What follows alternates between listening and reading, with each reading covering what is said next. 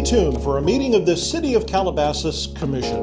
The meeting will be broadcast using Zoom and the city's CTV Channel 3. Commission members may teleconference into the meeting without noticing or posting an agenda at their teleconference location. Besides the live TV and Zoom broadcast, the live stream of the meeting may be viewed online at cityofcalabasas.com/CTV Live. If you want to provide public comment, press Raise Hand if you're using Zoom or *9 if you're joining by phone. Just unmute yourself by pressing *6. Say your name and the city you live in. You'll be allowed 3 minutes to address the Commission regarding any item within the subject matter jurisdiction of the Commission.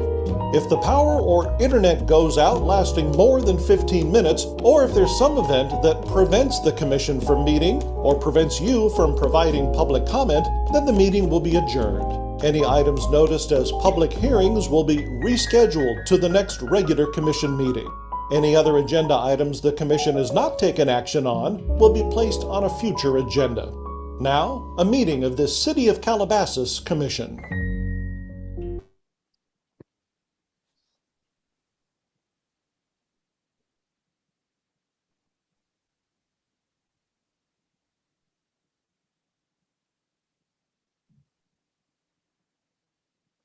Good to go, Chair.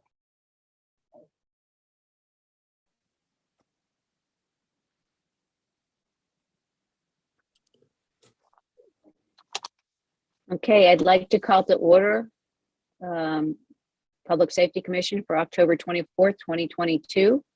Can I do a roll call of commissioners, please? Starting with Norma. Here. Brian. Here. Ed. Here. Matt. Here. And Richard. Here. Thank you all. I'd like to have Pledge of Allegiance now. Can I have Norma lead the Pledge of Allegiance for us? I'd be happy to. Everybody stand. Thank you.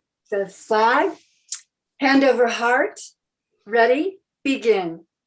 I pledge allegiance I pledge to the flag allegiance of the United States to of the United America States of America and to the republic to the republic Which it which stands, it stands, one nation, nation, one under nation, God, under God, indivisible, with liberty and justice for all. justice for all. Thank you, Norma. You're welcome. May I have a call for approval of today's agenda? I'll move to approve today's agenda. Do I have a second? I'll second. Thank you. Do I have an approval for the minutes from the July 25th, 2022 meeting? Are there any changes, or do I have a motion to accept? Motion to accept. I'll second. Thanks, Ed. Thank you, Matt. All right. With that, we'll go right into the meeting. We'll start with announcements. Debbie, are you going to give an update on the Zonehaven? You're muted, Deb. Okay, sorry. That's okay. Thank you. Yes, today was supposed to be the rollout for the Zonehaven campaign, but it's going to be tomorrow. We will be sending out like a little newsletter, and we'll be sending out social media links. And what Zonehaven is, Know Your Zone campaign. It's a way to educate yourself and to know your issues that you have around your house. What you do is you'll put in your address and it'll show up on an interactive map. Sorry about my dog. And the campaign is going out to all of the cities in the Santa Monica Mountains, and that consists of the COG cities, the 5 COG cities out here, which is Westlake, Agoura, Calabasas, Hidden Hills, and Malibu, and also Topanga. So these are all the cities that are going to be rolled out first. Since we're in the high fire hazard area, we get to go first with this whole campaign for all of LA County. So that'll go out tomorrow. The second item I had on there was this wildfire community campaign that we had, not campaign, webinar that we had a few days ago. And we had Assistant Fire Chief Drew Smith talk a little bit about the fire, the outlook for the season. And then we also had Assistant Chief Trevor Moore, who's in the Forestry Division, talk about home hardening and also how to become a fire-wise community. You can look on our website and then look under the YouTube, and you can just put in there community wildfire prevention, and then you should be able to watch the video whenever you have a chance to watch it. It was very informative. And I believe the third item was the flu clinic. We had that October 1st. We had a total of 459 doses that we gave out. 104 of those were the high dose vaccine and 355 were the quadrivalent dose.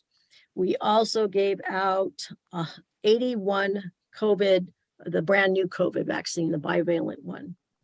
And I just wanted to let you know that since 2007, we have been having the flu clinic, and the first 5 years, we had it as a drive-through flu clinic. And then since 2012 until current, we've had a walk-in over at Founders Hall. And they've all been just done really well. And everyone's gotten their flu shots. And that's all I have for my announcements. Do you have any? Richard, you had a question. You're muted, Rich. You're muted. Yeah, I do. What did you give out? You give out 400 some odd flu shots? Yes, we gave out 459, which is low. Yeah, I was going to say, so two questions. One, how many were we prepared to give out, and what happens to the ones that weren't used? They come the night before. We have 750 available. They have a sign up prior, so they know how many people are going to show up. And so they only draw that amount. And then they will, if more people show up, if they haven't registered, then they'll draw up more. But we allow for 750 max. And we've had more than that in the past. We've had a bird flu many years ago, and that we had like 1,200. Yeah. And that was at the community center, and the lines went all the way around the block, all the way down to, Liberty Canyon. So do you think that was, for these times, sort of a normal turnout? I don't know what we've had the last couple of years. I think it's normal because everyone is really aware of getting their flu shot early. Yeah. And this was the earliest that we could get it.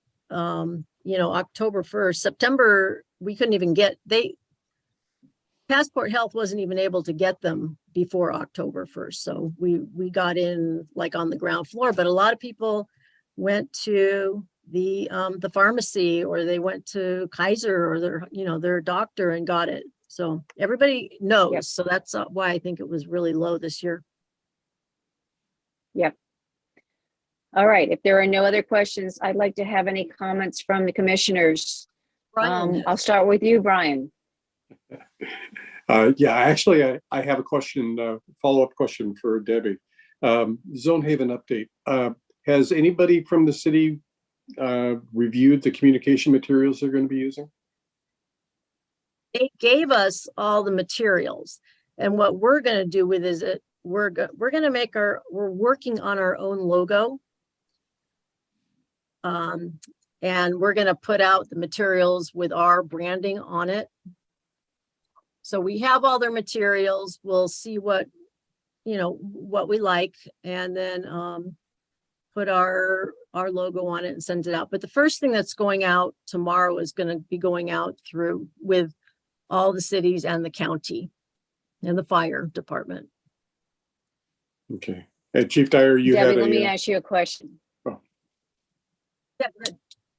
Debbie, let me ask you a question. If, Sure. as it goes along, will the Public Safety Commission become involved in this Zonehaven project for the city? So that we are at least aware of where the zones are going to be and how it's going to function within the city? Well, tomorrow, when you log in, when you get the website, you'll be able to see the zones. It'll For be the there, city. right, for the city. Yeah, you'll be able to see, and you'll be able to see everything. So it's not going live until tomorrow morning. That's why even I can't go on and look at it live yet. So tomorrow morning, you should be able to see all the zones. They've already been And vetted. They've been vetted by the fire department, sheriff department, and the city. You know, we, Okay. And again, Claire, where will we find that information? You'll get it How do tomorrow. we get to? When- You'll send us a message.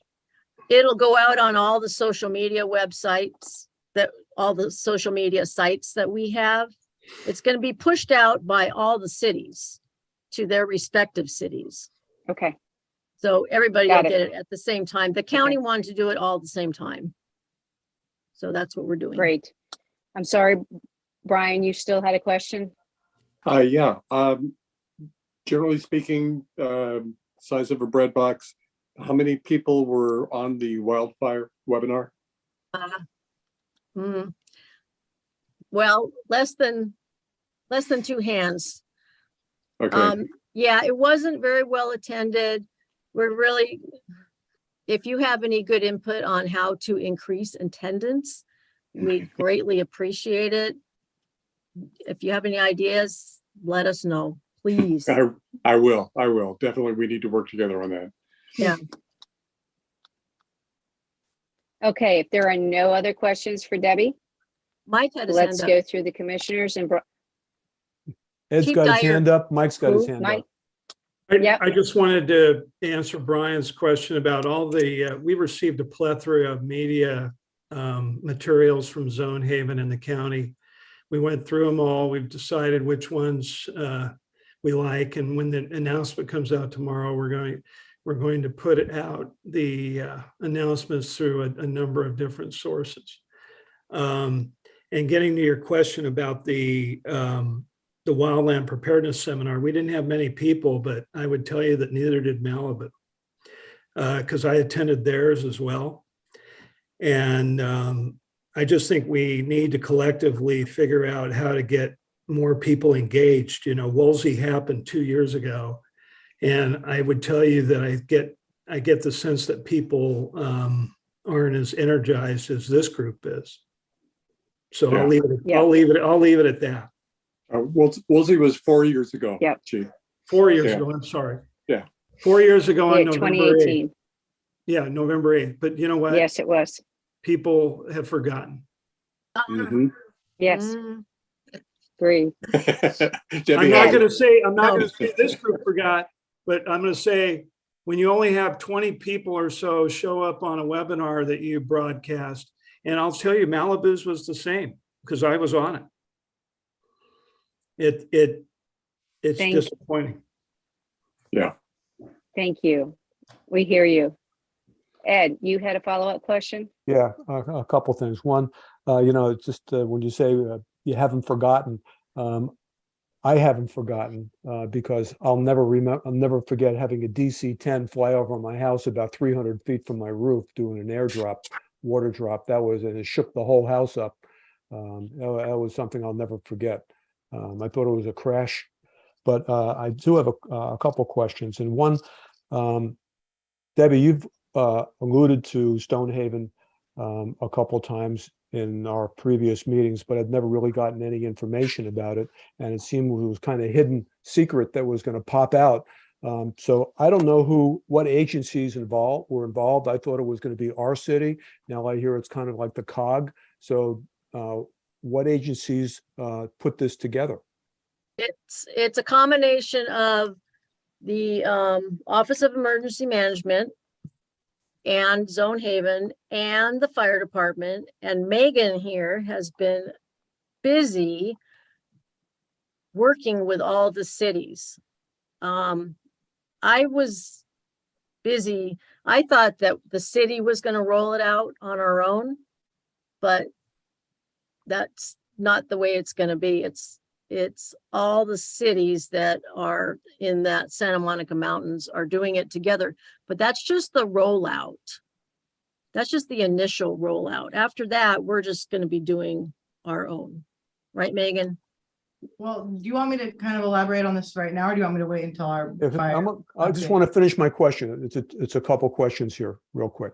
So Okay. a rollout, this is going to become a surprise to everybody. So if I wasn't on this call tonight, I'd find it out by surprise tomorrow. So this has to do with attendance, and I find it's similar in other areas, not just this one, public safety, but a good way to get attendance out. And I'm hoping our council will recognize this and work more closely with homeowner presidents.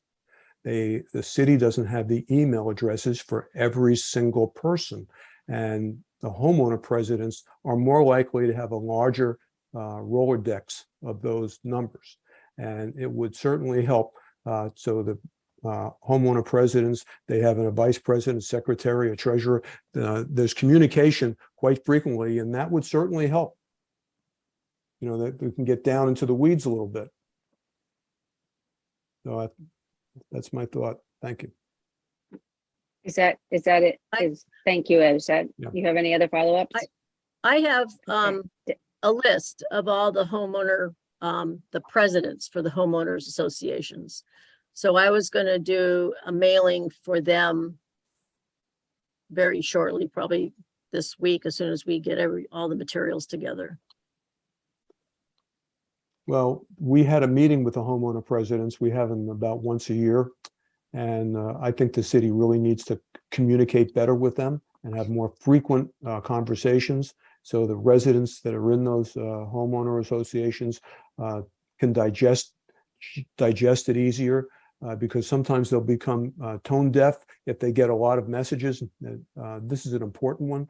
So the communication between the homeowner presidents is just one portion of reaching out, but I think it's got to come from the top rather than just tell them we're going to be working with them more closely, and so this information won't be a surprise in the future. Well, we Thank had you, a Ed, for meeting. that. I was going to say, I'm sorry, Sharon. We had a meeting with them, a year ago?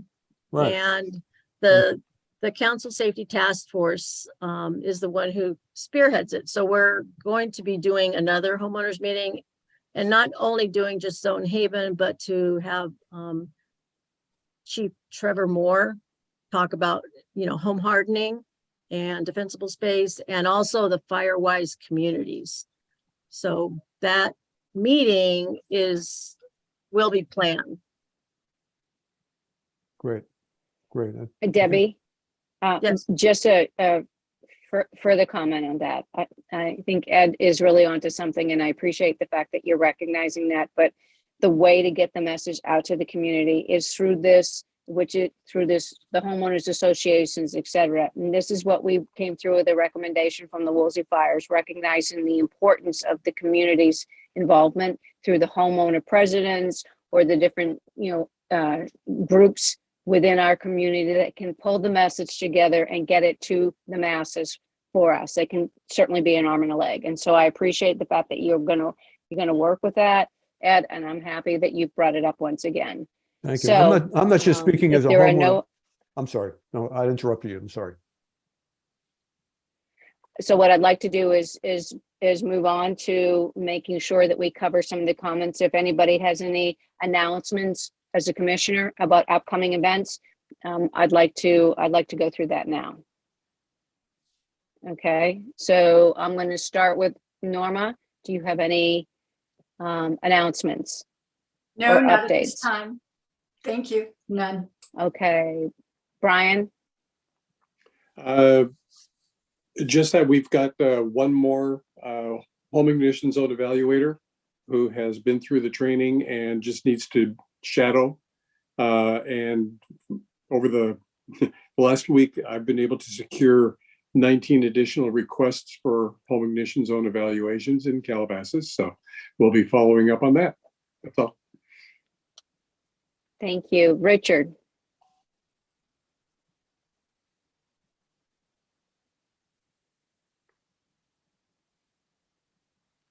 I didn't hear you. You're muted, Richard. Did you have any? Okay, No, I did. I'm sorry. It's not unmuting when I hit the space bar. Anyway, no, I don't, Sharon. that's okay. Thank you. Matt? Just wish everybody a safe and happy Halloween, and be smart. Do all the stuff that we encourage you to do out there. Yes. As it's approaching next week, and of course, remember to vote in a couple of weeks for our upcoming election. That is it on my side. Okay, and I just want to do one more reminder out there as the holiday seasons approach us and the kids are out there for Halloween, watch out for them.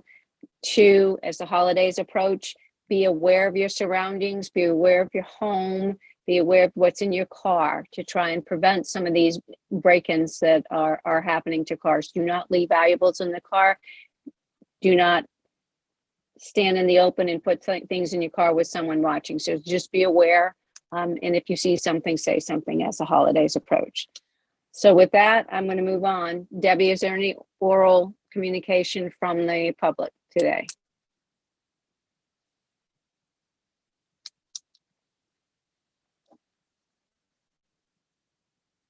You're muted, Debbie. I did not see anyone. Just us. Okay, then we will move on. And Debbie, if you could help us with the next, the student commissioner appointment, and give us a little update on who we're looking at. And I understand there's 2 candidates or 1? One. The other, yeah, one for right now. Okay, okay. Then that makes it very easy. He should be Did- on. He was earlier. Jay, are you on? Yes, I'm on. I just can't turn on my video right now. It's been disabled. Okay, perfect. Okay. Thank you. So hopefully everybody saw his resume or his application, had a chance to look at it. Are there any questions or anything you would like to say to Jay at this point in time or ask? Norma? Hi, Jay. I'm one of the newbies on the commission here. I was wondering, what are your hobbies? And number 2, what's your favorite subject in school? Hi. Yeah, so hobbies I have, I play tennis. I love playing tennis. I'm on the varsity tennis team at Calabasas. And honestly, I just love all of my extracurriculars I participate in. So I love medicine. I want to go into pre-med when I'm older. So I'm a part of this. I'm the vice president, or will be vice president of a nonprofit called Meditalks and Thoughts. And we aim to educate high schoolers on medicine through debates and healthcare presentations. And other than that, I love reading. And yeah, I really like hanging out with my family. Great. Thank you very much. Nice to Yeah, meet no you. worries. Thank you. Nice to meet you as well. Ed? Yes, hi.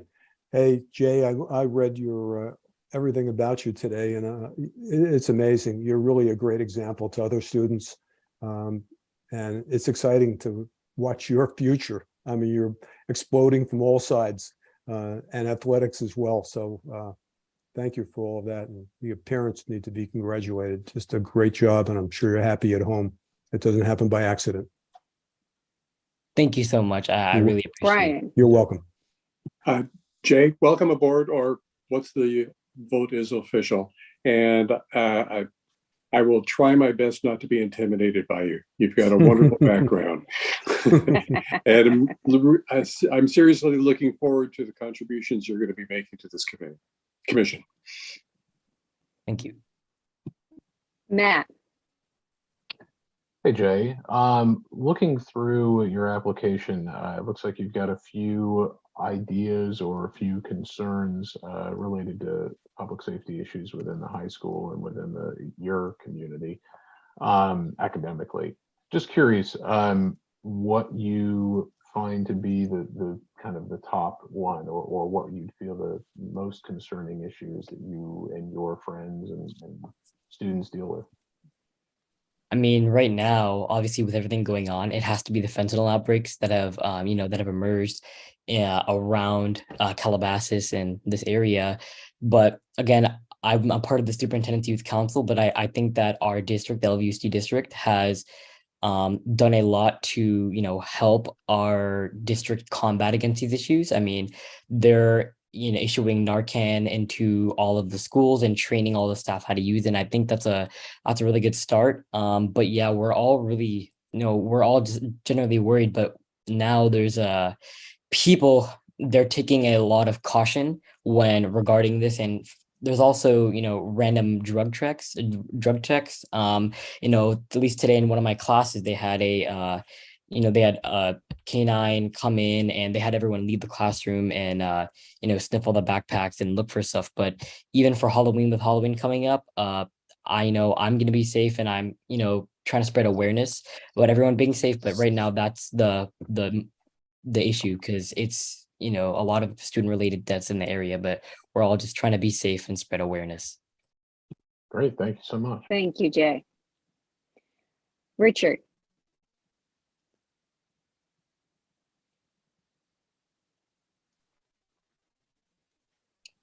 Try that. There you go. Likewise, Jay, I want to just welcome you, and I am just impressed by your interest in doing this. That speaks volumes unto itself. So interested to hear what your take is on, as someone of high school age, of sort of what some of the issues we look at all the time are. Thank you for your interest. Thank you. Thank you, Richard. Jay, it goes without saying, you are quite an impressive young man. What year are you in high school? I'm currently a sophomore. And phenomenal what you've done. It's just phenomenal. So with that, Debbie, I will call a vote. Can I have someone nominate Jay? I'll be happy Brian, to nominate Can I you. have a second? Second. Got a second? Say, all those in favor? Aye. Raise your Aye. hand. Aye. It's unanimous. Thank you, Jay, and welcome to the group. We look forward to your interaction with the group, and hopefully someday meeting you in person. So with that, we're going to move on to, and congratulations, Jay. We're going to move on to the agency reports. Deputy D. Matteo, the sheriff's report. Good evening, everyone. Thanks for having me. I've got the crime reports for the months of July, August, and September. We'd had through the 3 months, we had a total of 100 Part 1 crimes. And with an average of 33 a month. So what a Part 1 crime is, if you're wondering, it is a database created by the FBI to track the most significant crimes that they deem. Of those crimes, you have homicide, rape, robbery, burglary, theft, arson, and domestic violence felonies. And so through the 3 months, instead of going through each month one by one, I'm just going to total everything together. Through the 3 months, we did have one allegation of rape. This allegation was, or this incident occurred on July 9th, but wasn't reported until August 12th. It involved adults at a party where alcohol was being consumed, and the case is being handled by the Sheriff's Special Victims Bureau at this time. We did have 4 robberies. 2 of the robberies occurred at restaurants where individuals went to pay for food. They didn't pay for it all, and as they attempted to leave, employees tried to intervene and they were assaulted on their way out. This happened at an Ulta. And also one more concerning incident was on Calabasas resident parked his vehicle in front of his house. And when he got out, he was instantly met by 2 suspects, one of them which had a firearm. Pointed the firearm at the victim and proceeded to forcefully remove his Rolex watch. The victim was able to call 911 quickly, and deputies were able to track those suspects on Moreau Road and take both into custody. We had 11 residential burglaries, and this is a big issue that I wanted to touch on quickly. So we're seeing a pattern of residential burglaries during the dinner time hours. When residents are leaving to go eat, they can be gone for 2 hours. They come back and their home is ransacked. A common way this occurs is houses that back up to open space, like golf courses or hillsides. Suspects are hiking up and they're accessing your backyard. And then they are either shattering the kitchen slider in your backyard, or they're making their way up to the 2nd story, where they shatter your 2nd story window or door. And they're ransacking the master bedroom and the master closet. They're prying open safes. They're taking cash, gold bars, expensive watches, anything of value, and then they're out within about a minute or 2. So to prevent this, to prevent crime in your neighborhood, first thing I wanted to touch on was just get to know your neighbors. It's pretty simple. Get to know your neighbors, and if you trust your neighbors, exchange phone numbers. And if you're going to be out of town, text your neighbor and say, hey, can you grab my mail and bring it in? Can you grab my package that's on my front door and bring it in? Just get to know your neighbors and create a friendly, neighborly environment, almost like a neighborhood watch. Lock everything when you leave. Even if you're going out to dinner, lock everything, including your side gates. Surveillance cameras, pretty important right now, even if you live in a gated community, even if you live in a safe area, please. If you have the means of installing cameras at your residence, I recommend you do so. And focus on your backyard. A lot of people like to put cameras in their front yard, above their driveway. Yes, do that, but please also focus on your backyard, because most of the criminals who are coming into your house are coming in through the backyard. Window coverings, even in the rear of your house that face your backyard. If you have window coverings, it's harder for people to see inside your house and to gauge on what they want to steal. And alarm the 2nd story. A lot of people just alarm the 1st story. That's all they're concerned about, because it's difficult to get in, make access through the 2nd story. But arm the 2nd story. It's going to help a lot. And it's gonna cause a lot of attention to your house, and that's what these criminals don't want. They don't want attention. They don't want confrontation. They want an easy entrance. They want to take your valuables, and they want to leave within 60 seconds to 120 seconds. That covers residential burglary. We did have 18 vehicle burglaries. It's the same thing. Don't leave valuables. Sharon already covered this. Don't leave valuables in plain view in your car. Criminals are smashing your window and they're taking things of value like purses, cell phones, any earbuds, anything. So don't leave anything of value. If you go for a hike, put stuff in your trunk. It's a lot harder to get into your trunk, and also takes those things out of plain view. We had 20 grand theft incidents, and those incidents mostly were retail based, and some also included residential. And then there were an additional 11 stolen cars throughout these 3 months. Everything from Toyota Tundras to BMWs to Mercedes to Priuses. Don't leave your keys in your car. That's number one. We had a car stolen this weekend in Calabasas where someone left the keys in their car, and because they lived in a gated community, somebody got in. They were checking door handles. The door was open, and what do you know? The keys were in the car, and they took it. That's pretty much it for those 3 months: July, August, and September. pretty busy month for us. And just those simple tips to prevent becoming a victim of crime goes a long way. Any questions, concerns, comments? I have one. Yes, sir. Deputy Matteo, thank you for being here. This is a little bit off of the dire news that you were just reporting on, but one of the things I've been seeing in my community are an increased use of motorized scooters, bicycles, skateboards, and particularly concerning is that I'm seeing kids that appear to be 6 and 7 years old riding these down the streets. And then just yesterday, as I was leaving the community, driving down Parkway Calabasas, I saw 3 kids. The first one was on a motorized bike, the second one was on a scooter, and the third one was on a skateboard, coming down the sidewalk on Parkway, approaching Paseo Primario with the signal there, and the signal changed to a red, and there was a car ready to pull into that, and the first kid on the bike just blew right on through.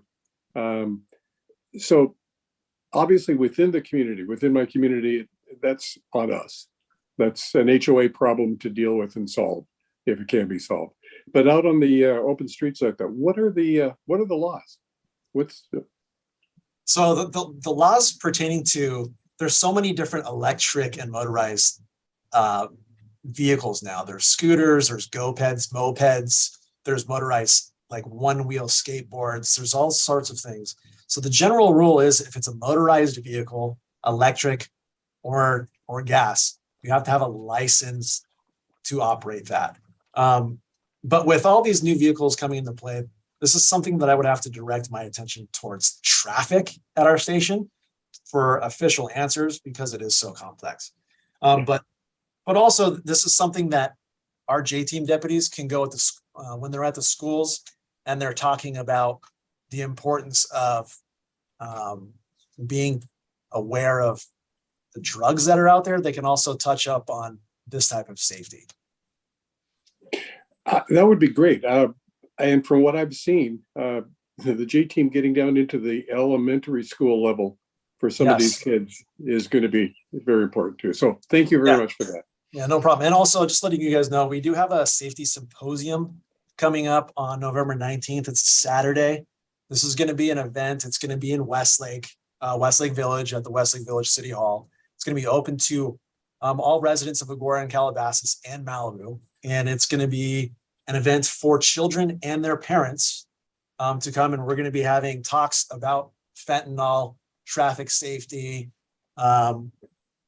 and several other topics pertaining to kids going to school in this area. So it'll be a good event, and we hope to have one in Calabasas in a couple months after. Thank you. Matt, you have a question.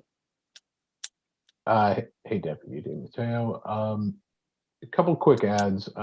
Spot on with what you were talking about with the home burglaries.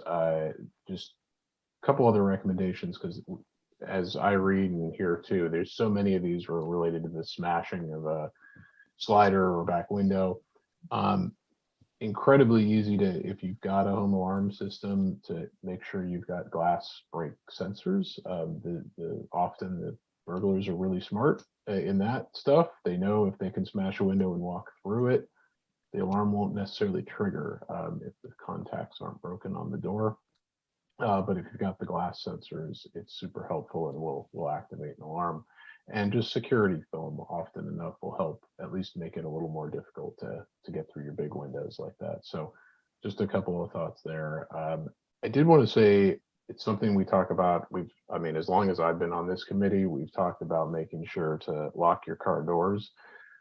So I did want to just commend at least a positive note on the report, which is that those unlocked vehicle thefts seem to be going down, which is great, and congrats to the community on that. Now we just have to put everything away in the locked cars. Right. So to your point, just a strong reminder on that. I did want to ask one question unrelated to the report. This is something that I know this commission has been a part of for a while, and Sharon, we've talked about it off and on over the years, but if there was any campaign coming up with the every 15 minutes school trainings that have gone on, I know pre-COVID, but I'm just curious if your department has been made aware of any plans for those with any of the area schools. Yeah, so pre-COVID, that collateral is actually my responsibility. However, it is being shifted over to the J team, and which I support because they're dealing with kids at the schools every day. So, and they have a better relationship with them. So, I believe there will be one, but I will have to confirm with the J team. Sure, no problem. We can always follow up with you. Thanks so much. Thank you, Matt. Jay, Hi, Deputy you have a Matteo. question for Deputy Matteo? Yeah, I just had a quick comment.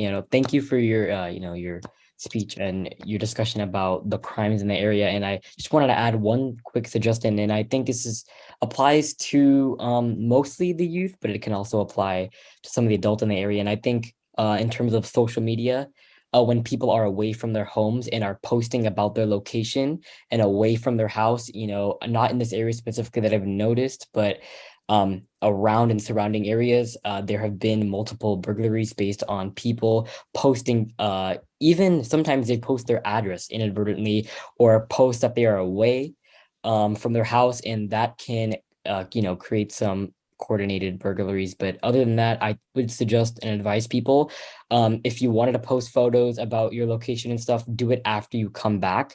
If you're on a vacation, instead of posting it when you're there, post it when you're back, but don't really share your location with people that you don't know, as such apps, like for example, for the youth, Snapchat, people share their location. But other than that, I was just advise being conservative on social media and being aware of the consequences of your posts and everything. But thank you.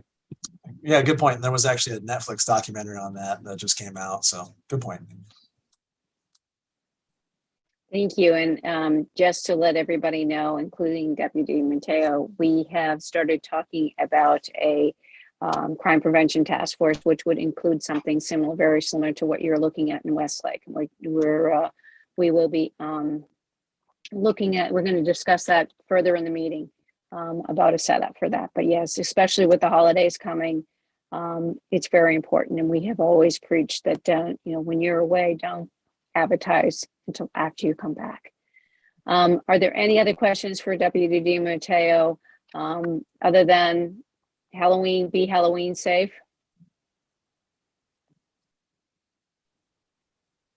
Okay, no other questions? All right, then we will move on to Wes Haber from the California Highway Patrol. Wes, are you here? Hello, good evening, everyone. Can you hear me okay? Perfect. Yes, perfect. I can. Thank you. Yeah, no problem. So I'm going to talk about the traffic collision reports on the US 101 for July, August, and September quarter there. And for the month of July, on the northbound US 101, the CHP responded to 4 traffic collisions. Of the 4 collisions, 2 were injury collisions and 2 were property damage only collisions. Some of the causes of these collisions were unsafe speed, rear end, and also a DUI arrest.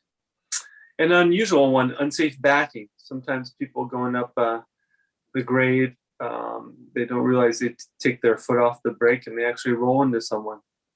And it's surprising they admit fault, but luckily they do, because it's a tough one to prove without a camera or a witness, for sure. And then for the previous year, July 2021, there were 6 traffic collisions. So we're down to a few for the month of July for the northbound 101. Now for the southbound 101, we responded to 7 traffic collisions.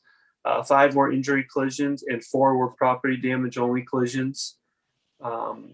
Another DUI arrest collision and unsafe speed were the causes of those collisions. So a few DUI drivers out there in July, summer months maybe.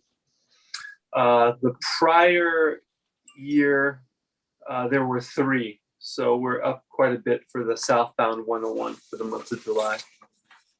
Now, rolling into August, we responded on the northbound 101 to 9 traffic collisions. 5 were injury and 4 were property damage only collisions. The causes of these collisions were unsafe speed, unsafe turning movement, and unsafe lane change. There were 3 traffic collisions the year prior, so we're up quite a bit on the northbound 101 for the month of August. On the southbound side, we responded to 6 collisions. 4 were injury collisions and 2 were property damage collisions. Some of the same causes: unsafe speed, unsafe lane change, and the year prior there were 8, so we're down a few on the southbound side of the 101. From 2021 to 2022, we're down a few. And then for the final month of September, we responded on the northbound 101 to 7 traffic collisions. 3 were injury collisions and 4 were property damage only collisions. No unusual causes that I've already mentioned. No DUI arrests or anything, thankfully. And then the year prior, there were 2 traffic collisions in September of 2021. So we're up quite a few from 2 the year prior to 7 this year. And for the southbound 101, we responded to 9 traffic collisions. 2 were injury collisions and 7 were property damage only collisions. Causes of these collisions were unsafe speed, unsafe lane change, and another DUI arrest. So, for the quarter, there's quite a few DUI traffic collisions on that portion of the 101. And then for the year prior, there were 7 traffic collisions. So this year 9, and then the year prior were 7. So we're up a couple for the southbound portion of the 101 that goes through Calabasas. And that's it for the traffic collision reports. Does anyone have any questions in regards to those that quarter? Any questions? I don't see any at this moment. Wes, thank you so much. Be safe out there. Have a good holiday season. Thank you. Thank you. Have a safe and fun Halloween. Thank you. Megan, a fire report. Well, good evening. You have myself, Drew Smith, and Megan Currier for the fire report. So I'll just start out by saying thank you to the City of Calabasas for your continued support to your LA County Fire Department. Your fire family is doing absolutely wonderful. We are healthy. So the totals for July, August, and September, we had a total of 14 fires. We had a total of 384 medical runs, 89 which required advanced life support, 158 which required basic life support. We transported 247 patients. We had 0 hazardous materials calls. We had 6 hazardous conditions calls. We had 96 service calls, 112 good intent calls, with a 3-month total of 54 snake calls, with the month of July taking the cake at a total of 20.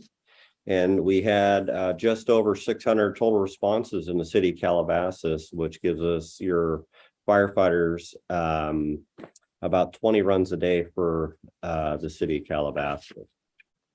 The most recent fire that we had, just revisited, is the Lobo incident, which happened on September 24th, and that was for a total of 8.7 acres. It looked to have been started transient in nature, so there was no homeless encampment, but it was someone or some people moving throughout the hillside. So there was no suspect taken into custody, no reported of anybody being seen. So that one is hard to pin it on somebody or anyone. A couple things with that, just to be aware of. We had a total of 12 aircraft on that fire. So we had 4 from LA County, 2 from LA City Fire Department. We have 1 very large helitanker, 2 super scoopers, 1 air attack group supervisor, and 2 fixed wing aircraft. So a total of 12 aircraft. So we take our wildland firefighting business very seriously. And so we also had a drone sighting that happened within the operational area. So that means we have to shut down our aircraft. And when we have to shut down our aircraft, that means that the fire suppression activities that complement the perimeter control and the advancing fire front comes to a halt. So message to residents is do not fly drones to get great footage because it impacts our operational abilities when we're on a wildland incident or any type of incident. Also, a couple things I want to mention is evacuations. We did have people that did self-evacuate, but we had no evacuation order in place. And there's three components that we can do. We can do an evacuation order, an evacuation warning, or a shelter in place. I chose to do a shelter in place based upon the amount of resources we had in the area to populate and do the structure defense and life safety mission. And with that being said, that was the best practice for those people to be in our operational area to where we can basically take control of the situation, keeping them in their homes based upon the fire threat that was in proximity to their structures. Good things that happened. One of them is on the right flank of the fire, which would be the east end of the fire, that we used the retardant. We know that it did get on some houses. However, the good thing is we left a lot of watershed, meaning that the vegetation that is up on that hillside will help support mud and debris flow later if we would have let that fire get to the back of those homes. So we did have a structure threat. And so the right tactic for that fire was to use the fixed wing aircraft and drop retardant to stop that advancing fire front. So we didn't have those impacts, because the consequence later is we get a year from now, 2 years from now, if we get average rainfall, can pose some damaging effects based upon their placement of where they were at. Other updates is we have contract air, which is our super scoopers. We also have our Chinook helicopter on contract, which is a very large helitanker, and that's a Chinook. We're staffing a helicopter coordinator. So that's a platform that manages the air resources through the operations section chief on the ground or the incident commander. And also we monitor high-risk days every day, and we will communicate that message to the city of Calabasas on those high-risk days if we need to have that heightened awareness of fire weather. One thing I want to touch on as well is fires, responding to fires, pulse point. We get a lot of inputs from our cities wanting intelligence. So just be assured you will not be left out. None of our cities will be left out. Megan Currier is the gatekeeper behind the messaging. When we have valid messaging and a unified message that's going to come from law and fire, we will distribute that to whatever city has the impacts, or cities or unincorporated that has the impacts. So what happens is when we have a fire, a lot of people want the information. And so I will get individual text messages. Megan will get individual text messages, and this tree grows. So we're going to do some training here coming up shortly with myself and Captain C2 on messaging of the cities and how that information is being distributed, and working with the cities to have an internal plan in place for a point of contact once the information is given to the cities or people that need to know the information. And also be aware of rogue messaging through Instagram, Facebook, Nextdoor. A lot of false information comes down. We were getting messages on the Lobo incident that there was houses burning down in Hidden Hills, and there wasn't. And that kind of messaging and that we're getting inputs and false information can really derail when we have to put in orders and give direction to the residents on what needs to happen. With that, I'll push pause for now, and I will let Megan take over. Hello, Thank you. everyone. Megan. Thank you. So I just wanted to kind of elaborate on the whole evacuation zone issue that Debbie was speaking about earlier. Just because I've been very deep in the weeds on this project for months and months and months. So I feel like I could just add a little bit, just background information on how we got to where we are now. So basically this whole evacuation zone creation process is a countywide initiative. And so LA County OEM contracted with this company Zonehaven, basically to use their platform to help create and then host evacuation zones. And this effort this effort began within the very high fire hazard severity zones of LA County. So basically Santa Monica Mountains region, the Antelope Valley, Santa Clarita area, those three divisions. So Division 7, which is us, Division 3, Santa Clarita, and Division 5, Antelope Valley, are the three first areas to start this evacuation zone creation process. So we, Santa Monica Mountains region, are the furthest along. So that's why we are ready to launch tomorrow. And basically fire, sheriff, OEM, city staff, we all work together to kind of create the most effective zones possible. And the Calabasas zones are part of the larger Santa Monica Mountains region zone plan. And it's meant to be like a planning and preparedness tool for people. Like Debbie mentioned, you'll be able to go to this website and type in your address and see what zone you're in. And then the idea is that you write that number down, you know, on your refrigerator near your door. So you always know if when there are evacuation orders or warnings or shelter in place orders called, you can reference that number and be like, oh, that's me. That's what I need to do. And then you will be able to also go to the Zonehaven Aware website, and there's live status updates about what's happening within each zone. And also these evacuation zones are only going to be used within incidents that are very large and require evacuations. Every single small fire that happens is not going to show up on Zonehaven. It's only going to be used in large incidents. And the reasoning behind the announcement going out without doing prior kind of advertising or prior announcements to specific groups within the city is because we didn't want to let people know that there's this zone system without having somewhere to direct them. So if you can't actually go and see what zone you're in, then it's kind of pointless to tell them, oh, there's going to be zones, but you can't see what zone you're in. I think that would cause more confusion than anything. And so that's why we decided to wait and do it all together as a region and push out the kind of press release tomorrow morning that these zones exist and that we're going to be using them. And then actually give people the link and say, here, you can go to this website, you can see what zone you're a part of.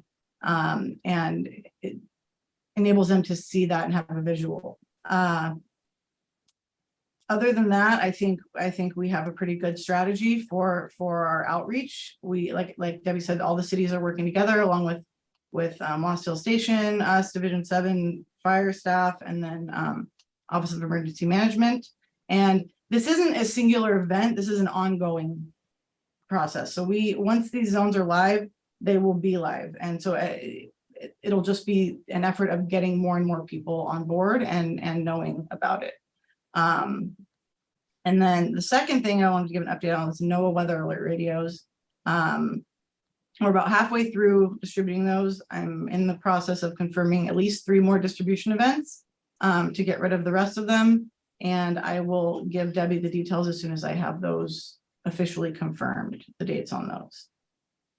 And then if anybody has any questions about Zonehaven or anything Chief Smith mentioned, we can tackle those. Perfect. So Any questions? I wanted to close out on just a revisit. So on messaging and information, and we'll use the Lobo incident within the city of Calabasas. If you have a representative from the city of Calabasas that wants to go to the incident command post, that's absolutely fine. You're going to tie in with the liaison officer. The only rule that I ask is everything that comes out of that incident command post is an approved message, because everybody wants to be the first. We don't want people to be the first. We want people to send the right message at the right time with the right direction. So we welcome anybody that comes to the incident command post. You need to be patient and please be identifiable. So meaning that you're not in flip-flops, let's just say, in a Hawaiian shirt. Please be a representative of your city, and we will get the information. And we don't want listening to the radio side conversations and then stuff get distributed. So it has to come from the incident command post on an approved message. And once again, with any of the AREP training or how the incident command system works, and knowing how the system works is what we want to have happen. So we can have the right message that comes out of the incident command post that's approved by the incident commander. I see a couple hands. Thank you. Norma. Hi, Chief Smith and Megan.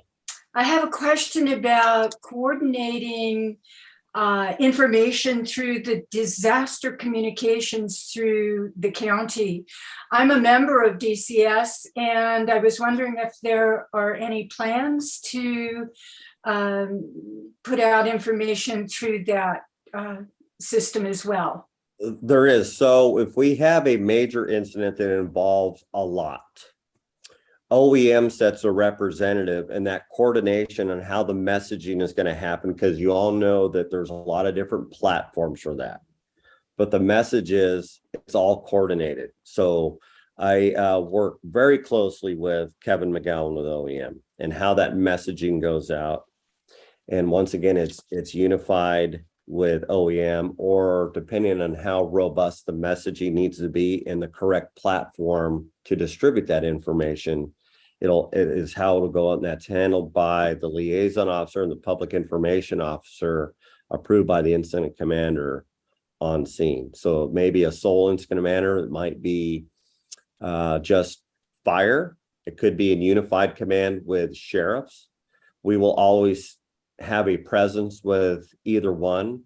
However, I'll give you a scenario. If the emergency is more fire centric, messaging will come out through the sheriffs, but it'll be unified with us. If it's more law or fire centric, depending on who has the most responsibility, that's who approves the messaging that goes on. But it has to be done, approved through the incident commander on scene. Thank you very much. You bet. I see Brian has a question. Any other questions? Brian? It was a year or two ago that this commission addressed the issue of drones. And I know we recommended some wording to the city council for approval on how to control them. My question is, the incident at the Louisville fire with the drone, do you feel that our ordinance sufficiently gave you the authority to deal with that drone? And what happened with them? They just disappeared, went home? So we never found the drone operator, but we do have technologies within the organization with our own drones to do drone detection, to find out where the drone is and who the operator is through the technologies that we have. So the drone ordinance is good, but we always have the ability to deal with drones. So there's a couple layers to that. Within the aircraft that we use works at different elevations. So your rotary wing works at one elevation and your fixed wing works at another. If we have to cycle those aircraft out so we can make the airspace clear, that's what we will do. But the consequence is we lose that go back time. So if we actually have a sighting and we have somebody that we can take into custody, that will become a law issue once that happens. But that is not a unique occurrence on wildland fires for your fire on the Lobo incident. It happens all the time. Okay. Yeah, thank you. I just wanted, just Thank curious as to whether we should be amending or recommending amendments to the law or the ordinance to, bolster your ability to knock those things out of the air. Brian, I think I can add to that one too. There's already a superseding rules in place for drones that would impact firefighting efforts. So I think those are actually a more significant penalty than even our ordinance. Just have to find the pilot. That's what it all takes. If we find the drone Exactly. operator correct, then law enforcement can get involved. I see another hand up. Thank you. Ed. Yeah, Ed. Hi, thank you. So you really answered my first question about the drone very thoroughly, because by coincidence, I happened to be on Parkway Calabasas at that time with a buddy of mine. And we saw the fire. No one had stopped for it. It was beginning on the hill. We pulled over into the hotel for a minute and walked backwards. And it was amazing. It was amazing the precision of which the aircraft, the helicopters and the fixed wing came in. We watched it for about an hour and a half. And there was a gap. There was a gap and we couldn't explain what happened. Well, maybe they're going to the ocean. They're going to, take some water from the ocean, but that salt water, I don't know. We were, trying to figure out what happened. So now it was obviously the drone that got in the way. Correct. But I just want to commend you. My dad was a volunteer fireman for many years, and I he didn't fight fires; it was more buildings. But it was amazing to watch, just the way they lined up and the way they came in and swooped down. It was just really to be commended. Well, thank you, sir. Appreciate the support. Are there any other questions? Okay. Assistant Chief Smith, thank you so much. Megan, thank you so much for all you do in this fire season. Hopefully it will stay as it has been, which is relatively calm, and we can get through this season and during this drought that we have. Hopefully all will remain calm for you guys. And if it doesn't, we appreciate everything you guys do out there to keep us safe. Thank you for the support. Thank you. All right. Moving on. Next subject is the Crime Prevention Task Force. Debbie, do you want to talk a little bit about that, or do you want Matt and I, or Michael, do you want to talk about it? I was going to let Michael Dyer talk a little bit about it. Perfect. Really? Really? We'll support you. I think it's the Crime Prevention Expo we were talking about. I think Sheriff Department talked a little bit about that. They have a great program that they're proposing to do. And we're going to work with them and the Public Safety Commission to get that scheduled in the near future. I don't know when we can do that. Hopefully we can do that in December. As soon as we can possible. I know there was a November 19th date, but there were too many people that couldn't do it. And I know we discussed the, go ahead. I was just going to say, it is something that the four of us discussed, and we all kind of threw our thoughts out, and we are going to work with the different agencies that are involved in that to help us put on. It's not quite the Crime Prevention Expo that we did a couple years ago, but we felt, both Matt and I felt very strongly that this is the time of the year, and with events that are happening to before the holidays, to get out there with another Crime Expo for home hardening, for not only fire, but for safety for the homes, for the police side of it. So that's what stimulated all the conversation about it. And we're hoping to have a date, as he said, is in the near future.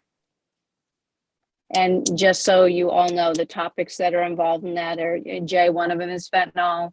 residential burglaries, personal safety, emergency prep, cyber, and the hardening that I just talked about. And we will be working with all of you to, as we get closer to cementing what we want to do, we will have more of a conversation about it. Matt, do you want to add anything to that? No, I think that's great. It was kind of a unique situation where we kind of had a plan, and Sheriff's Department also had a very similar plan. So it's a good way to partner and bring together the right folks to get something out there, and then hopefully be able to bring in an audience, of significant numbers like we did in the past, which clearly is always challenging. So I think the combination of trying to be able to do an in-person event with a live stream would go a long way. So hopefully we'll be able to do that. Okay, any other comments about that particular thing from the four of us? Any questions from the group about that? Okay, let's move on to the next topic, which is emergency prep report. Debbie and Michael, I'm sure, I know you have a lot of topics that have been covered, some of which have already been covered, which is the radios, etc. But there's a lot of information out there. You guys have been working hard.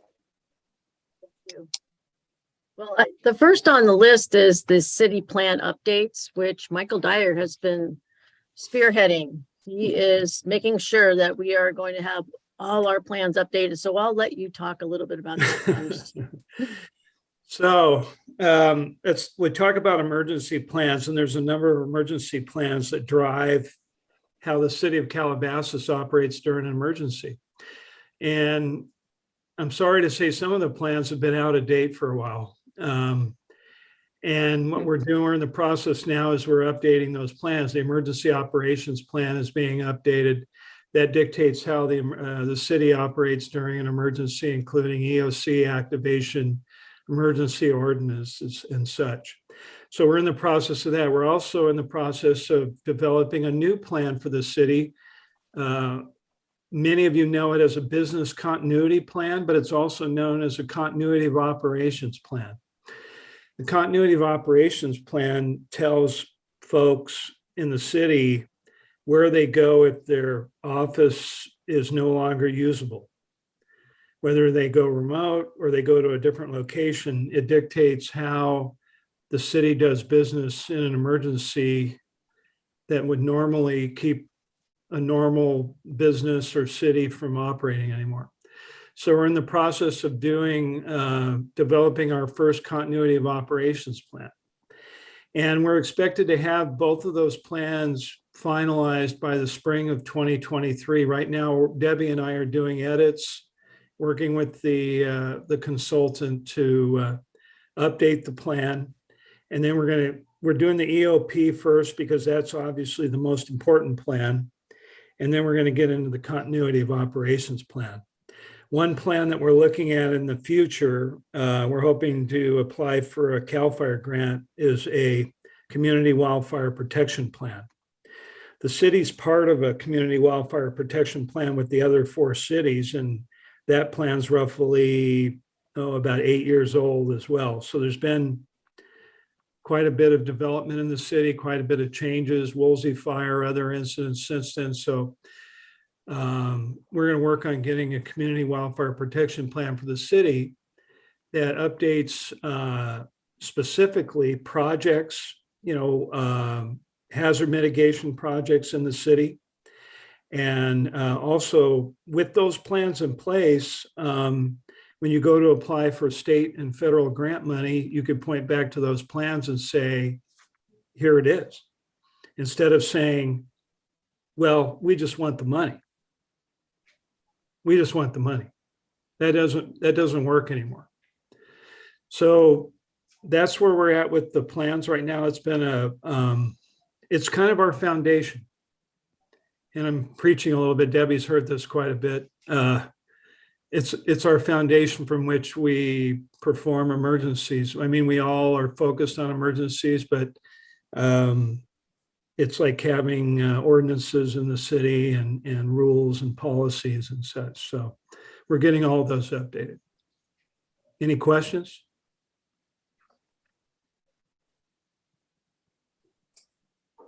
Thank you. Thank you. No, it looks like Norm, question? You're muted, Norma. You're on mute, Norm. How about I unmute? That's better. Thank you very much, Chief Dyer. I'm always talking about SERP, and I want to be sure that we're folded into something in terms of communication. And I just wanted to hear a little more on that plan when it becomes available. Absolutely. CERT's part of the emergency operations plan is specifically addressed in there. Thank you. Thanks for Any other questions? One more. Ed. Great. This is a burning question. So during an emergency, let's go back and just use Woolsey as an example, because I'm sorry, I thought I was muted. Use Woolsey as an example. Who will be the point person to direct traffic, so to speak? So will it be a different person for a fire? Will it be a different person for a criminal? Are you specifically as far as city operations go? Well, let me rephrase that. I'm sorry. I don't mean traffic in the sense. I mean directing the different agencies together. The point person who's going to be responsible for directing how the agencies are coordinating themselves. Well, first responders coordinate themselves. We, as the city, coordinate to support the first responders. So depending on the emergency, the first responders will show up at the emergency and co-locate and manage the emergency. We, the city, will send somebody to the command post and determine then too if we need to open up our emergency operations center to support, the overall incident. Okay. So to answer your question, the emergency operations plan that we're updating has a number of different incidents in there. And I mean, honestly, depending on the level of the incident, we're going to open up the emergency operations center either at a level 1, level 2, or level 3. And depending on the severity of the incident. But we as the city are not first responders. We support the first responders.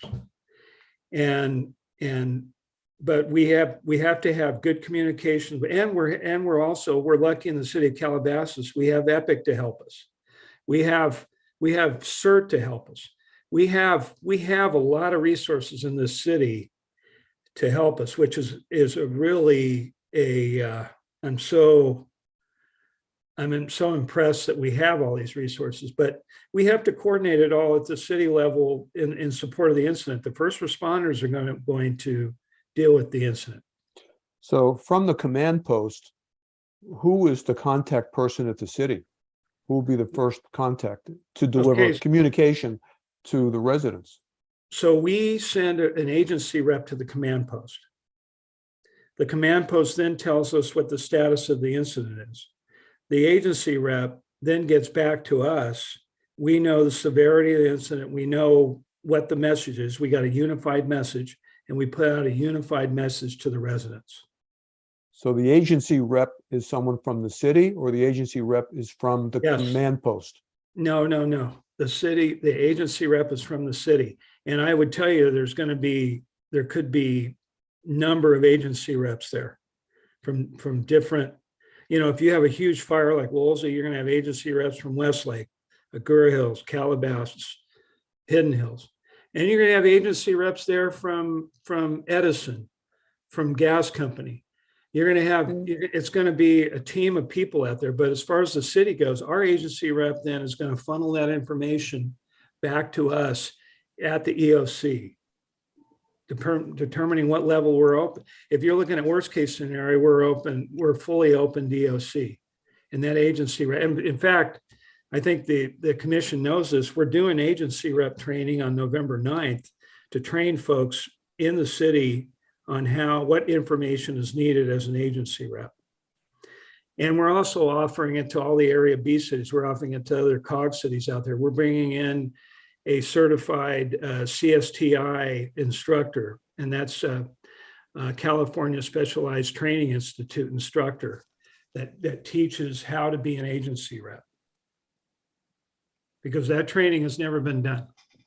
No, this is great. This is really great because I think all of Yep. us felt the commotion and the confusion and commotion that was going on. Different sources were providing different information in their best, Absolutely. in the city's best interest, but it was still inconsistent.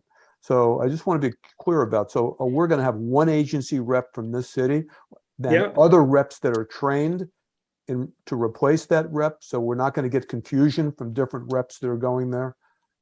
We're going to have training for whatever rep we send over there. It could even be, it could be me, it could be Debbie, it could be somebody else from the city, but we're going to have trained reps that go to the command post. Now, I'm not going to tell you there's not going to be confusion. There will be, Right. and I think Chief Smith can chime in here, there will be confusion. There was confusion even on a still, small 6-acre fire a few weeks back. There will be confusion, but we will have somebody there that is trained. We will train them, and I will specifically talk to them and Chief Smith on what information is needed for our city then to convey that message to our residents. And that rep will convey that message to who? The mayor No, or to Michael Russo? So he gets, no, that rep will come back to the EOC and give it to the EOC director and Michael Russo, and then we will direct Michael Russo to put out the message. great. That's what I wanted to hear. Thank you. Yeah, Right. Michael Russo actually, Right. he's ultimately the conveyor. He's going to put out the message. Great. I Thank think you. Debbie wanted to chime in if she's there still. No, I was going to say exactly that Mike Russo is our communications director, and he will be the one to put it out on Nextdoor and, Facebook and Exactly. all our social media outlets and CTV. And so, I'm sorry. It would be nice if the city and the residents knew who where the communications that it was going to come from. Michael, they may be looking from the mayor or a council person or I'm not sure where other things, but would the official word, the resident should know that Michael has the official word because he's receiving it officially down the chain. So this is good. I'm and really- Michael sends out all the Nextdoor social media. He sends out all the social media. So his name should be widely known for those people who look at Nextdoor because he Right. does that. Right. And he's Thank going you. to put out the information on all the city official, the website, the Twitter, Nextdoor, everything we So, have available to us to put out a message, including smoke signal. Well, thank you very much. and So nice meeting you tonight also. So the important thing about all of this is that the education for the community gets out there as to where they will go to look for this specific messaging. And that's a critical point because we can put out a message, but if they're not going to the right source to look for the information, then it won't work. Right. So I'm glad that Mike Russo is in charge. We have to educate the community about where to go to find their information. Norma, you had a question. A lot of that information is pushed out already. So if you're signed up for Nextdoor, you automatically get everything if you're signed up for Facebook or Instagram. So we have quite a large group of people that belong to, all these social media outlets. So it does, the information does get out there. It gets pushed out there. And we just have to constantly educate and that, pushing it out and the sources that are pushing it out. That's the one thing that we found is that education is key here. Education and communication. Norma. I just wanted to also add that there are many booklets out there about the hierarchy. There's actually a chart that you can see, and this could be available in a modified fashion so that folks can actually see there is an absolute organizational chart. And you may not know the name of the person that's in there, but that position is covered, and it's pretty extensive. So we can rest assured that Chief Dyer has this well in hand, and we'll look forward to more information disseminated about organizational charts and how that all comes about. Thank you, Norma. Is there any other topics that we need to cover? Debbie, did we get everything in the long list? You're muted, Debbie. Oh, I'm sorry. Yeah. I have That's a few okay. I have a few more things to talk about for the emergency preparedness report. You might. So we got past the city plan updates. We've had a lot of training since Mike has started. We've both been through Emergency Operations Center management training, 16 hours of intense training with exercises that we had to participate in. We've also sent our planning people through the same type of training for planning in the Emergency Operations Center. And then we've also have logistics training and also finance. So we've had different city staff going through these trainings, and these will be ongoing. So we will have more of these trainings. The second item on here was the Santa Monica Mountains Conservancy Grant that we are right in the middle of right now. We had ordered, I don't know, probably a year ago now, our mobile EOC trailer, and we're still waiting. They said possibly the first quarter of 2023, we should get it. But if we do need an emergency operations trailer somewhere where we would have to go off-site to operate, we've been told that our radio consultant will let us borrow his trailer. So in the meantime, what else? Epic FSC received $25,000 for their preparedness projects through the Santa Monica Mountains Conservancy grant. And we did revise the scope of work to do some hazard tree removal on that grant. We talked about Zonehaven already. And I have some pictures here. I'm going to see if I can figure out how to share my screen. Let's see. Basic advance. I'm not sure. Here they are.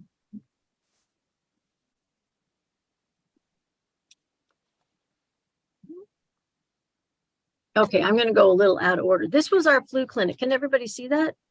Mm-hmm. Yes? Yeah. Make it a little bigger. Not full screen, Debbie. I think you are sharing your own screen Yeah. if you have two monitors.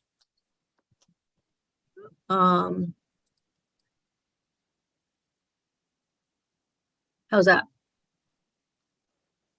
Better? No change. No It's change. not full screen. No. Your folder.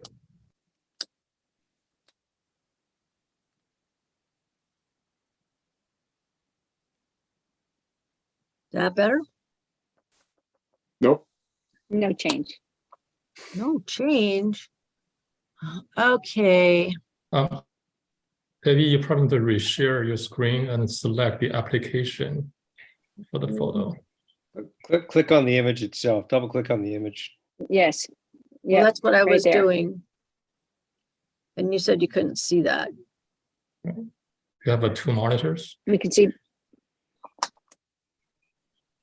Do I have two monitors? No. Okay, well, if you can't see that, then I'm just going to talk about it. Okay. This is just a picture of Bert Rosario. And I sent the pictures on, I put them on the report. So you can see him on the report. So Bert Rosario is there getting his flu vaccine. And like I said, we had given out 450, let's see, 459 doses of vaccines to everybody. So that was a success. Mike had briefly talked about a CAL FIRE grant that we will be applying for. We went to a webinar. It should be open beginning of November. And we also met with forestry of the fire department and the Malibu fire liaisons to help us guide us through the program. Chief Moore will also help us step by step to ensure that we are able to do the grant and make sure that we get the funds that we are requesting. Let's see, I'm still going out of order here. We did CERT training, and that was in August. And we had a big group, fun group. You see my folder. Are you guys not seeing this? Are you?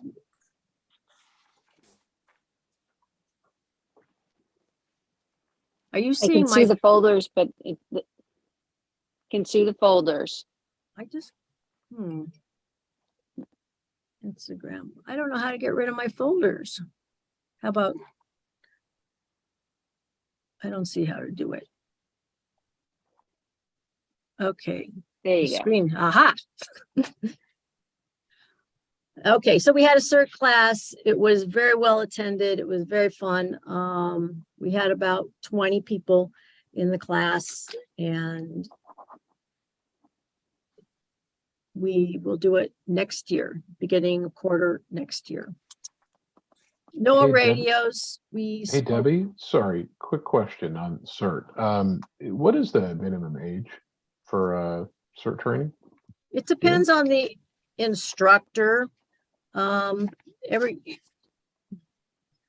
Maria Greiken had a little different take on it than Stephen Harper, Chief Harper, Captain Harper. And it was, I think 16 was allowed, 15 had to be with a parent. I have the information. I don't know exactly, I don't remember what it is, but they basically, it's okay if the parent is with you, if you're younger. They don't want them too young, although they do teach a class, teen cert, which is modified a bit. I haven't seen it, but do you have someone who might want a younger? No, came up the other day, so I was inquiring. Send me an email. Okay. I'll look that exact information up for you. NOAA weather radios. We had 2 events at the city of Calabasas, and we gave out at the first distribution, we gave out 125, and the second distribution, we gave out 75. And I believe Megan will be having, well, I guess we'll schedule another one. So if anybody else wants a NOAA weather radio. Calabasas Pumpkin Festival, we had a great time. I mean, it was a wonderful event. Brian Cameron with Epic was right next door to me. And I made up 200 bags, gift bags, for the residents that came up and talked to us, and if they answered a question right after they spun the spinning wheel, then they got the bag, and the bag had fire information, earthquake information, city information, and also we put in there a little flashlight. And we put in, what else? Some glow sticks and a little car USB charger that you put in your cigarette lighter, or what used to be your cigarette lighter.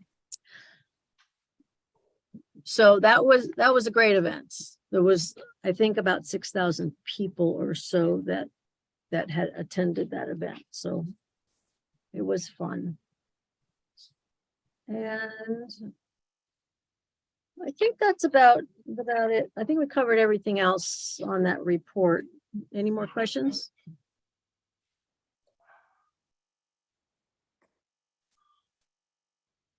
I don't see any hands, Debbie. Okay, Okay, Brian? I just wanted to add. Brian. Yeah, I just wanted to add a little bit to that. Debbie mentioned the $25,000 that Epic got from Santa Monica Mountains Conservancy. Since then, we've gotten an additional $72,500 from Cal Fire and $14,500 from ARDC, Amateur Radio Digital Communications. It's a not-for-profit.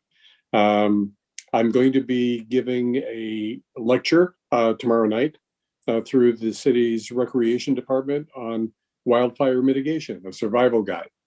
And one final thing, last Thursday, I got a call from Epic's PR person at 9:30 in the morning, and they said, "Oh, can you do a home hardening evaluation for NBC4? They want to be out there at 11 o'clock today." And so we scrambled, we were able to get it done, and we made the Channel 4 news Thursday, and it was on Friday. And if you're interested, I have it's 2 minutes and 30 seconds of the introduction and watching me do some home hardening stuff and interviewing the client who participated in the entire event. So that's all I've got. thank you, Brian. Is any other subjects as we look to future items? Teen court and appreciation luncheon are currently on hold. Are there any other subjects for future that we need to add to the list? Okay. Seeing nothing, no information, nothing. I will say, I would like a motion. And first of all, I want to say thank you to all of you. Have a great holiday season. Don't forget to vote. Be mindful of trick or treat coming up. Be safe. Be aware of your surroundings at all time. And again, I say it all the time, but see something, say something. Again, I want to wish you all happy holiday season. And with that, do I have a motion to adjourn? Richard, I'll make thank a you. Do motion. I have a second? Second. A second. Okay, thank you all. And with that, I will say the meeting for the Public Safety Commission will be adjourned until January 20, I had it written down here. January 23rd. What is the 23rd? I was going to say the 23rd, 2023. So with that, Thank you, I Sean. close the meeting. Thank you all. Thank you. Thank you all. Thank you. Thank you. Good night. Thank you.